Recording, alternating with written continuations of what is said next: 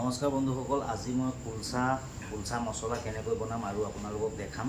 তো তাৰ কাৰণে সকলোবোৰ ৰেডি কৰি লৈছোঁ আৰু বলক এতিয়া ভিডিঅ'টো ষ্টাৰ্ট কৰোঁ আৰু আপোনালোকে সম্পূৰ্ণ ভিডিঅ'টো চাই থাকিব। মই সকলোবোৰ দেখাই দিম কেনেকৈ বনাওঁ আৰু আপোনালোকে বনাব পাৰিব ৰেচিপি ঘৰত, সকলো দেখাই দিম। বলক ষ্টাৰ্ট কৰোঁ এতিয়া।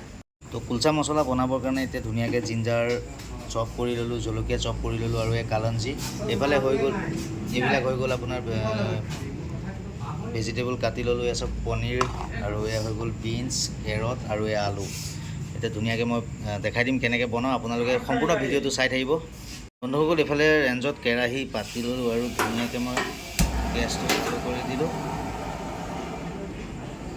ল' ফ্লেমত। এতিয়া মই ধুনীয়াকৈ আপোনাৰ কেৰাহীটো গৰম হ'ব। তাৰপিছত আপোনালোকে তেলতো বনাব পাৰে, কিন্তু মই তেলত নবনাওঁ। একচুৱেলি কুলচাৰ মছলা সদায় আমি ঘিত বনাওঁ, যিহেতু মই অন্নপূৰ্ণা ঘি ইউজ কৰিম। আপোনালোকে চাই থাকিব, আপোনালোকে যদি ঘি নাথাকে তেতিয়াহ'লে তেলতো বনাব পাৰিব। এতিয়া মোৰ কেৰাহী ইয়াত গৰম হৈ গ'ল আৰু মই ধুনীয়াকৈ এয়া ঘি দিছেনে, অন্নপূৰ্ণা ঘি বাকি দিছোঁ। চাওক আপোনালোকে, ঘি ঢালি দিছোঁ।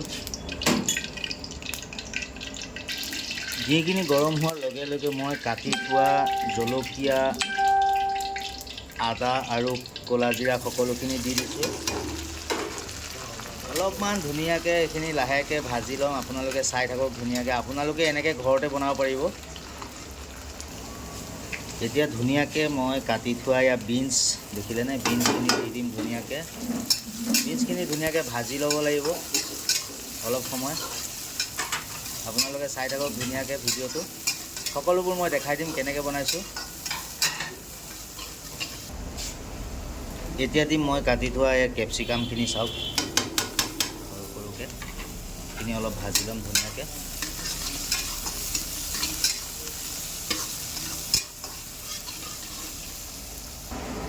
বন্ধুসকল, এতিয়া মই ঢালি দিম মই গ্ৰেট কৰি থোৱা গাজৰখিনি। চাওক ধুনীয়াকৈ ভাজি ল'ম।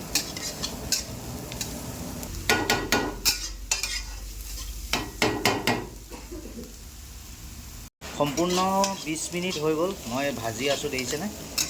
ইয়াত এতিয়া ধুনীয়াকৈ সোৱাদ অনুসৰি নিমখ দিম। নিমখ দিলোঁ। কালাৰৰ কাৰণে অলপমান কাশ্মীৰী মিৰ্চি পাউডাৰ দি দিম, অলপমান জিৰা,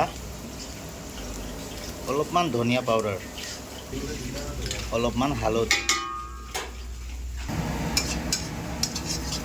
এতিয়া চাওক কি ধুনীয়া কালাৰ আহি গ'ল। এতিয়া বন্ধুসকল, মই ধুনীয়াকৈ মেটচ কৰি থোৱা আলুখিনি ইয়াত ধুনীয়াকৈ ঢালি দিম। চাই থাকক আপোনালোকে, আলুখিনি ঢালি দিলোঁ। তাৰপিছত আলুখিনি কি ধুনীয়াকৈ মই মেটচ কৰিছোঁ আকৌ ইয়াৰ লগত। কি ধুনীয়া লাগিছে। আপোনালোকে এনেকৈ ঘৰতো বনাব পাৰে, ট্ৰাই কৰি চাব পাৰে।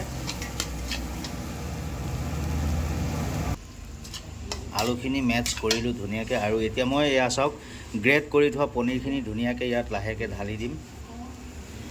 এতিয়া এইখিনি ধুনীয়াকৈ মিক্স কৰিম, ধুনীয়াকৈ এনেকৈ মিক্স কৰিম। আপোনালোকে চাই থাকক, এয়া হৈ গৈছে মছলা। কুলচাৰ মছলা ৰেডি হৈ গ'ল আৰু এয়া চাওক ধুনীয়াকৈ মই কাটি থোৱা ধনিয়া পাত ধুনীয়াকৈ অলপ দি দিছোঁ। ফ্লেভাৰ হৈ গ'ল। মছলা কুলচা মছলা ৰেডি।